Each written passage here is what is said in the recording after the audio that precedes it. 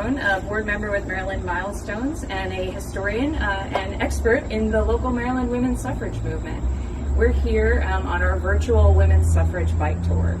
We were hoping to join you in person, but because of the ongoing pandemic, we are offering these as a series of short videos that you can follow along on your own. The first stop on our tour begins right here at our Heritage Center on Gallatin Street in Hyattsville.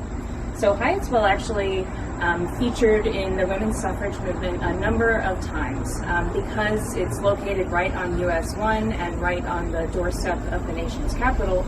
There were a number of major women's suffrage demonstrations that happened right here. So the first of these was a stop on the march of the Army of the Hudson in February of 1913. This was a group of suffrage women who marched all the way from New York City to Washington, D.C. to deliver a letter to the newly elected president, Woodrow Wilson, asking for his support for the women's suffrage movement.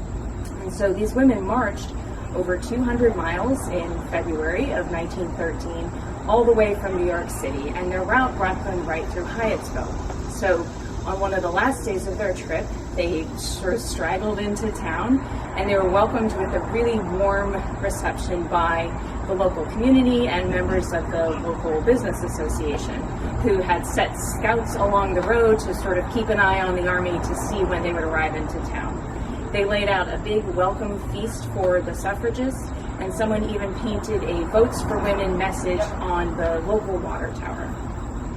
The second major suffrage action that happened here in Hyattsville was later that year, in July of 1913, when couriers to Congress from around the nation gathered here in the local Hyattsville ballpark.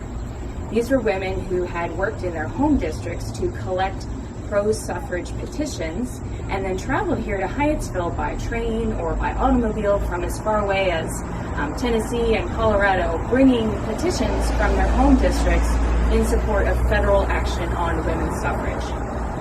Before they were to deliver all these petitions to their members of Congress, they gathered at the Hyattsville ballpark in a big celebration.